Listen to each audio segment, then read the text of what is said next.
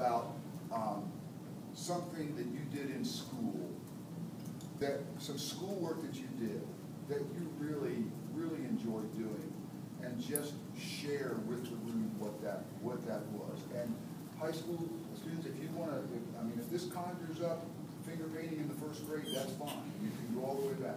If it's something recent, that's fine too. But just something from your school years that really stayed with you, that you worked at, and you really enjoyed it.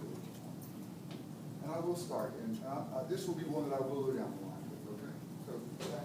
So, last year, whenever I was a sophomore, whenever Ben and I were both sophomores, we were approached by one of the teachers that has the yearbook, and she was telling us how they used to have an advertising department to the yearbook, and that was where kids made videos and which promoted the yearbook, basically advertisements. And Vicky and I were big into video making, so we said sure, why not? And we've been spending pretty much all year making, shooting, designing different advertisements for the yearbooks that got shown during the school. So that's probably. And can I ask that? So are you creating ads to get kids to buy the yearbook, or ads for local businesses to be in the yearbook? It is ads for the kids saying, hey, we are working on the yearbook. Okay. If it sounds like we're quiet, I promise we're working, and then just pretty much like promotion, like buy the yearbook. Okay, great. Ben?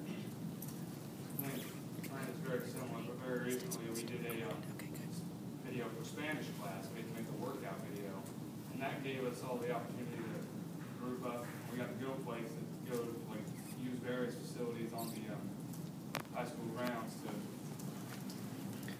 create this video. And I think everyone involved had a good time, just because everyone's video, even if it wasn't ours, they had bloopers or something, they all had fun doing something like that. They got to get out and enjoy the outside a little bit while being funny on camera. Cora? Mine's the same as Ben's. I am in Spanish too, and we learned the articles of clothing this year and how to say like, oh, that looks awful, and what's your size and stuff like that. Myself and two other girls were in a group to make this video. We went over to one of the girls' house and we were just putting on horse costumes and dressed up like complete crazy people, I guess. And it was pretty cool. In the classroom, you got to watch everyone else in your class, plus some people from other periods throughout the day, and it was really funny to see like some people, if they mispronounce something, then you could kind of be like, hey, you said that word wrong, why do you do it? And it was just pretty cool to see that. And can I ask, what was your primary video creation tool? Were you shooting with an iPad or a cell phone, or and what did you put it together with? We have camera equipment. Okay. We use Max to edit it all together. Okay. Camera, iMovie, SD card, Mac. iMovie, Express Cut? No, we don't like iMovie. Okay. Not fans of iMovie, but it works. It works for what students do. Okay. iMovie is a good thing, definitely. Okay. Or same thing? We used an iPad. We did not have a school iPad, it was a personal iPad. So we took videos and shortened it down to like 10 seconds, and then we downloaded an app and it linked all the videos together. So we were able to create a movie. Remember the name of the app that we did? Okay, the project that stuck with me the most is more along the lines of like a research project. It was a newspaper for world history about like ship life and navigation back from like the 1500s. And I don't know, I just found it interesting because I'm more of like a research person. I like to find out information. And it was creating a newspaper on how, and so what did you create the newspaper? Was it pre-drawn pencil and paper, or was it? I used a publisher. Okay. So I actually took that information to create a newspaper article on how navigation happened back in the 1500s? Yeah. Wow. So how often did you sit with a group of kids? This is rhetorical. Who would say that one of the neatest learning exercises was about navigation in the 1500s? That's phenomenal. Zach? See, back when I lived in Oklahoma about 4 or 5 years ago, we had to make this project about like a little video of movies we liked, and we did ours based on Star Wars and everything, and we had to edit everything. We had it to where like whenever we jump off the table while someone looked like they were force choking us and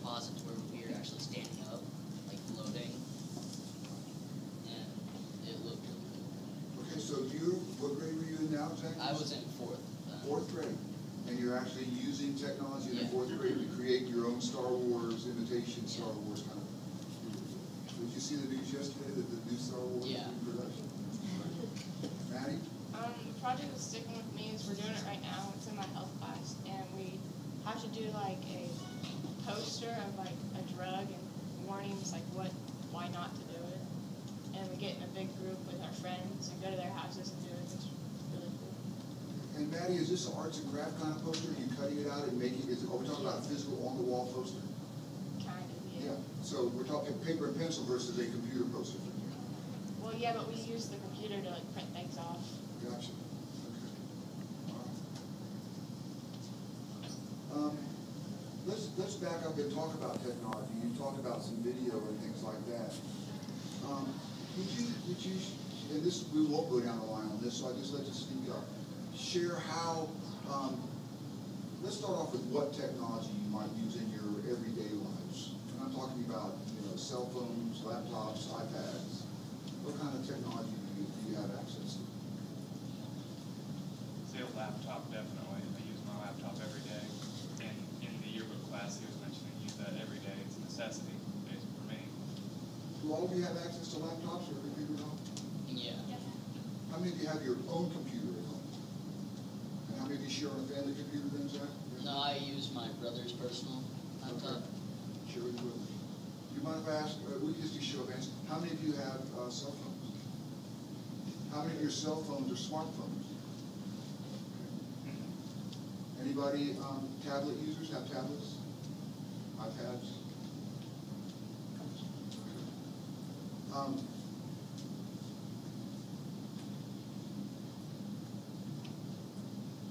What is it about these projects that you've shared with us that causes you to really want to work on them? I mean, I heard each of you speak pretty enthusiastically about these projects, and not only these, you talked about, even you worked on them outside of class, you went beyond the Call of Duty. What was it about them that makes you work so hard at it? We have, with the Ben and I's yearbook ads, we have a lot of free reign over what we do. Is like, our teacher will say, hey, we need an ad for the yearbook. I'm like, okay, then we'll go, and we'll write something up, and it could be over anything. We've done horror movie parodies, we've done, what else have we done? Horror movie parodies, you did the same thing I was going through the chase scene, but it's the Yeah. same one. We did, We've done montages, we've done like a slideshow, we put a bunch of pictures in the video and played music to it. That was probably the most recent actual yearbook. what we had, one thing that, I don't know if we're gonna be able to get to do it this year, we had this, thing, we titled it SHSPN. It's like a make fun of ESPN. And what it was, during one of the, PEP sessions, we had a school-wide paper, rock, scissors contest, and the yearbook got pictures of that, so to promote that, we came up with 3 fake sports. One of them was paper, rock, scissors. 3 fake sports that weren't actually sports, but we wish they were. We had water war, and then we had this game called Volker. As though what they really aren't important, but we had a teacher, Ron Autry, and one of our students, Eric Kolscher, because they're basically the same person, just plus or minus a few years. And we're going to do like almost like an Anchorman type thing, you guys seen Anchorman whenever he and his now wife would be arguing on camera, just having a good old time with it. We never got to do that. I don't know if we will this year, but it was a fun time. The reason I think we like it, the kids like it so much, projects like these, because they gives them the opportunity to be as creative as they possibly can. Because with the Spanish videos I was mentioning earlier, every single one of them was different. There was not one that was alike. And they're all pretty great. Does the fact that you know that your yearbook videos are serving a real purpose to sell the video, does that play into the effort? We obviously want to do a good job with it. Like if either one of us feel like it is inadequate or something's wrong with it, we definitely have reservations about putting it out there because we're not only representing the school and the product that we're trying to sell, but it's also Consulting to us. It's on us because we're the ones that make it. A lot of people know that that's what we do. We have our own room in the yearbook room, which is designated for our video making. We have green screens set up, we have tripods, we have cameras, so and our computers are set up, and so that's basically our whole studio. And we we send something out that would be bad or disrespectful, that would also fall back on us, and that would also kind of limit what we can do. Like our teacher would have more reservations about trusting us. So we want to try and paint the most positive light that we can. When you think about using technology, do you associate some technologies with schoolwork more than others? I mean, do you tend to use your laptops more? Do you tend to use your cell phones more, or would you say no? There's not really a connection. We tend to use what's just more available to us, what's convenient. One of the teachers in the room wants to know which technology do you feel best in engaging in the classroom. And I'm going to start that with hardware. That's what I'm asking in terms of like phones versus laptops versus tablets. Anyone want to speak to that? I feel like laptops or computers engage us more in the classroom because if we were on our phones, we'd be more tempted to get on social media websites like Twitter or Instagram otherwise than just using the resource as a way to find information. So sometimes a laptop, just by its nature, can keep you more focused on where you're working on your schoolwork. Yes.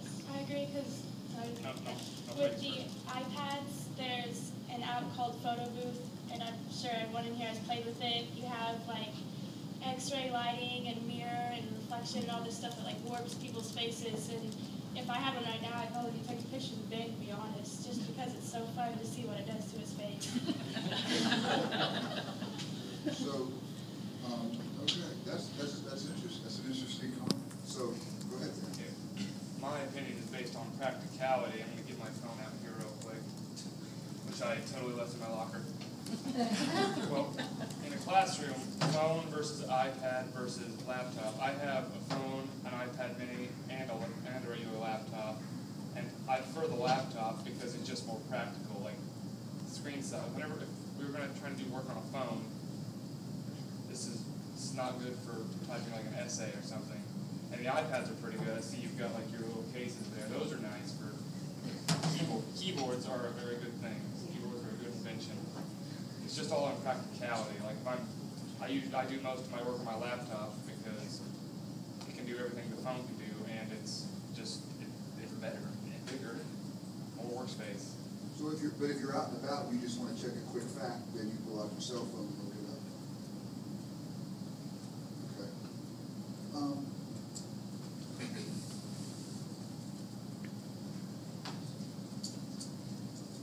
Would any of you share where you've been involved in some technology or some technology project and something went really wrong and how you had to handle it or use it up? Yeah. Okay. So for our second semester literature project this year, one of the options to choose was to do trading cards over characters and To Kill a Mockingbird, and I chose this website. It's like tradingcardmaker.rtc, I'm pretty sure, but I had like all of them saved, and I had them saved to that website, and I was going to like transfer them to like my hard drive on my laptop. And whenever I went to go open the file, they were gone. I actually call that's the digital version of the dog ate my homework. that sometimes that kind of stuff happens. So that was a major frustration. Do you mind sharing? What did you do? You just have to dig in and reconstruct the whole thing? Well, like I put multiple hours like into the trading cards, and I just had to start over and redo everything. Could I ask, did that make you want to never work on a computer again, or did that never came to your mind? That never really like came to my mind, but I was very frustrated. And I do want to say that Courtney's reaction was to dig in and do it all again, which to me says that the failure of the technology side of it was ultimately okay, and she would keep working at it. Anybody else want to talk about it? Well, about a week ago, I was at my church, and I had to help a buddy of mine with this whole flash drive about the stuff he was doing. And the computer, whenever I put the flash drive in, the computer crashed at least 5 times, and I had to keep going back through to find it. I eventually found it like 10 minutes after I put it in searching for it. And then the PowerPoint wouldn't load right, so we had to go and make it all over again. Yeah, we did. Anyone else? Myself and a friend of mine, we were doing a project on the computer. It was her personal laptop, and by the end of it, we had realized that like the first 3 pages that we had done, like completely vanished. We had no idea why or how, and to be honest, we did not do it again. We're like, okay, the teacher's gonna have to get over it. We cannot control what technology does. We don't care. We're not doing it again. We got so mad. So that was an excuse where the frustration reached the point Yeah. of saying no, where we had enough is enough. Yeah. Like even saving like things periodically, like you go through, type like a couple of paragraphs, you're like, oh, I need to save this. Sometimes it doesn't work, which is also very frustrating. So have any of you developed tricks that you keep in your back pocket, so to speak? So now that you've had those experiences, have any of you developed tricks as you go through doing work so that that kind of stuff happens, or at least happens less? I keep an external hard drive with my computer, so anything that I may potentially lose, I can just back up on that thing. That's usually a pretty surefire way to hold on to work. I had to lose a lot of work before I finally convinced myself that that was worth doing. I joined doing that same thing. Well, at that church computer, I went and talked to my pastor, and I asked if we could put like a firewall and a few shields up to guard it to where it wouldn't crash as much. And then we got a second flash drive to make sure that everything would work. So Zach, you actually said, okay, this isn't acceptable, and there are ways to fix this, and you Yeah. explored ways to fix it, and you went to the folks that had the authority to help you fix it, and got some support, and they were willing to try some things. Yeah.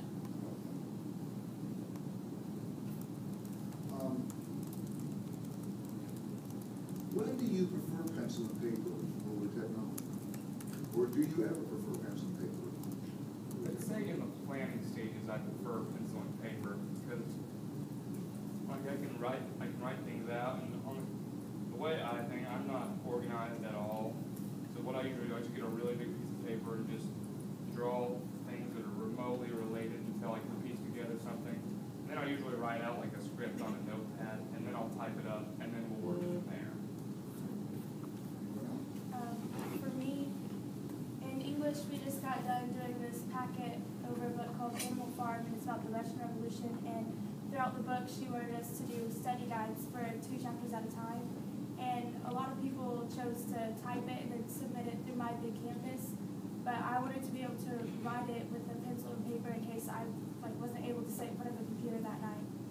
So that way I could just add to it instead of having to worry about I have 10 minutes to do it in class, I better do that and do nothing else. It's just easier to be able to do it whenever you want. Sometimes paper pencil is just more convenient. Yeah. Anyone else? During math, I see it visually, and it's a lot harder to draw out the numbers on an iPad, so I like doing it on paper so I can see it. Yeah. See that. Anyone else? When do you prefer pencil and paper? I really think it depends on either what technology I'm using or what I'm planning out and what I'm doing. I really am not a big fan of MacBooks, which I see half of you have. So Whiteboard now. I usually don't use them. So if we had a MacBook, I'd probably use pencil and paper. Or if we were doing something that I had to draw, I'm really not the best drawer, so I'd probably go and find a way to print it off and stuff. So it really depends what I have.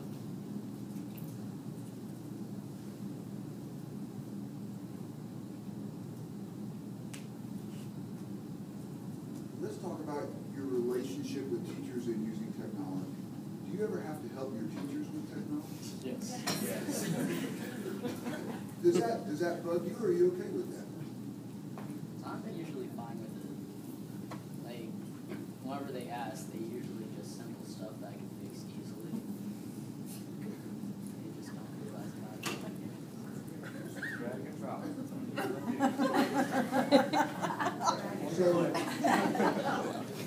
So it doesn't really bother you then if your teachers need help with something and someone in the class can help you. Okay.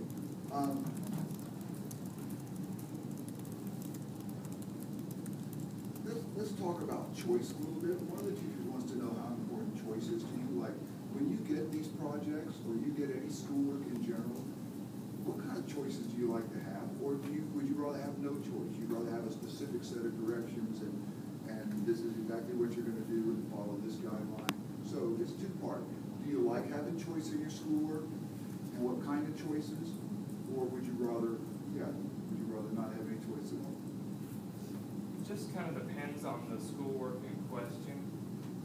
Like if I was to write an essay, some things just depends on what I'm writing on. Sometimes I'd like to go broadly. If I'm writing a persuasive essay or something, I want down to the letter what I need to write about. But if I'm writing like a narrative, I just want free reign over everything. Something like that. Like in math, no, don't try to make me think about what these numbers have to be. Just give me Okay, fair enough. Like, say you're, like with a project, if a teacher gives you multiple options and some seem to be easier than others, students like are more likely to put them off towards like the week or a few days or even the night before it's due. And like that could put a whole bunch of pressure on a student. So if teachers are more like direct with, hey, do this, like with these certain directions, I think it would help like put the procrastination. In my health class, my teacher, she likes to do foldables, which we all complain about, but I think we all know that it helps a lot. But recently, the health teacher gave us a choice to do a foldable, or we had to make a diet for like a healthy person. We had to put like how much they should exercise and what would be healthy for them and stuff. And I think we really like that, even though we all chose the easy way out, foldable. We liked having the choice to pick one. All right. I'd like to go over and talk about digital citizenship for a little bit, because sometimes teachers get a little bit concerned. And in fact, I've even seen cartoons out there that says, we're not cheating, we're collaborating and sharing. So, do you want to talk about that? Because obviously, that there's, a lot of information out there.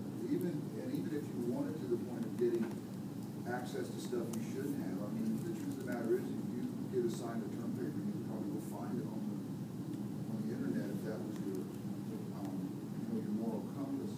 So, would you just talk about that in general? Do you find that's an issue, a struggle in your world of learning? Do you ever find yourself having group work to say, we really shouldn't use that, that's not our work? Do you, if you want to share about the temptations of that, would you just talk about that aspect of the ease of doing it? I mean, I even know, from when I was in school, for example, if I struggled with a math problem, the best I could do is call a friend on the phone, and then the best he could do is talk to me about it on the phone. But I think you all recognize right away, you could email a friend and say, you get problem 10, and she can snap a picture of it and send it right to you. Sharing is just so much easier. So, you want to talk about that? Anybody? I think one of the main problems is a lot of some of the teachers find all this stuff online, which means they have the blank worksheet and then they have the answer, both of which you can find just as easily online. So if I were to just type in a question verbatim from the worksheet, I can find the answer and have all the answers for the worksheet. In AP chemistry, our teacher has been in and out because she's a little child. She's in and out. So, and she gives us worksheets to help review for the AP test. And there's some that we just flat out do not know the answer. The teacher isn't there, so we can't ask her. So we do that. We do word for word that. We look up the answers. No sugarcoat that. We get the answers off the internet. And I've heard it said also that, you mentioned that, both of you mentioned that, I've heard it said that many times there are also PowerPoints, and that there are sites where PowerPoints are added. Many times students find their teachers' exact PowerPoint presentations. I have the same teacher's been, and she likes giving out packets a lot when she's gone, and students don't like that at all. We're fine with like one packet, but a whole bunch, no, we don't like that. So we have the iPad card sitting in our room, like, hey, we connect to the internet. We know how to Google, so like the on her phone, she's been on an iPad, like, looking up the answers for the worksheets, and I don't think it's fair to me, because, like, I'm not gonna sit there and look at the answers, because that doesn't help me. But I get questions wrong and she doesn't. I don't think that's fair that, like, hey, Google helped you, my book helped me. I don't like that. I agree. So I hear you saying, and I think what we hear you saying is that teacher sharing can be an issue you need to be aware of. Yeah. I do hear that. I think it's like you said, how you can just call them up for the answer, which is no better than getting on the phone, getting on your phone and looking it up. So basically, before the internet, whenever we had phones and stuff, it was still the same thing. It may have made it easier, but it was still basically the same concept. Yeah, it's like trade papers and study, or maybe trade papers and study hall, but it was still sharing of information. I think another thing is like with as much stress as they put on students nowadays with like the GPA, it's all about college scores, SAT scores, ACT scores. They want that high GPA because they want to provide a better education for themselves later on. And it's, some kids are to the point like they could care less how they get the answers, just as long as their grade survives and they can maintain and keep that GPA. They don't care where it comes from. So sometimes the pressures of the system contribute to. Do you ever experience this? Are there sites that you think could be very helpful to you, but you find schools are very restrictive to what sites you can go to? YouTube.com. Yes. YouTube.com. So it's almost like if you had one wish, it would be that we could figure out a way to filter YouTube so you can get what you need and leave the trash one. That's literally the only website. It's not only YouTube, but like for some of our classes, like English classes, we're told to look up a song that might relate to this, and we can't look up lyrics to anything because all the lyric sites are blocked. Nowadays, like everything's blocked. It's so hard. Did he just tell her how to unblock it? Like, if you have to look up something for, say, social studies or math or something, you can't find it anywhere because everything's blocked. So have you ever in that situation, have you ever had you or friends, that's the point where you pull out your cell phone and look on your cell phone? Yes. Yes. I don't have internet on my phone, so I usually just go to my house, look it up, and come back. Another question here is that one thing that's happening across education is what they call learning management systems. And so, like, one of them is My Big Campus, and I think maybe your district uses My Big Campus. Okay, so anything you want to say about I mean, in a situation like that, a lot of the work is put online, a lot of the directions are put online, you can submit work online. Do you like that environment? I think like last year we had Moodle. Yeah. I like My Big Campus much more because it's just, you can put it literally anywhere. You can message your assignment to the teacher, you can turn it in, or you can announce it. That just gave me chills a little bit. It definitely helps. Another good thing about My Big Campus is so you can put their phone number on there and receive text messages from the site saying your teacher just uploaded your schoolwork, and that way you know, and you don't have to constantly be checking the computer to see if you have any assignments. And so the teacher doesn't have to go set up a whole list of emails. It's all done automatically. She puts in an assignment.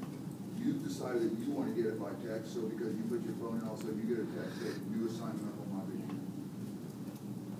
Another thing I like about it is that it gives you more time to do it.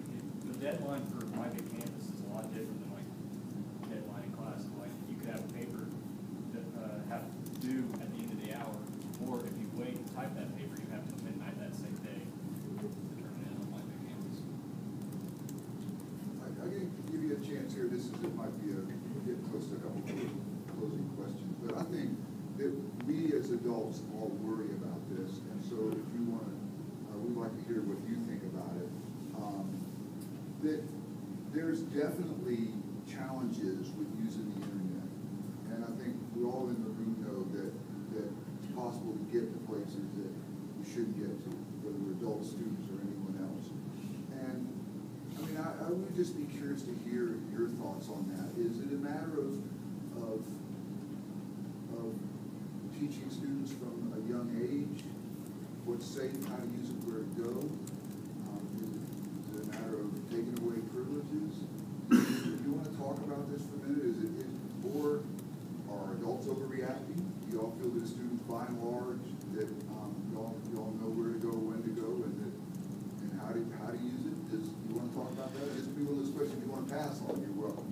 but I think your teachers have asked that of me here on today's meet, or at least one teacher did, because there is a concern about how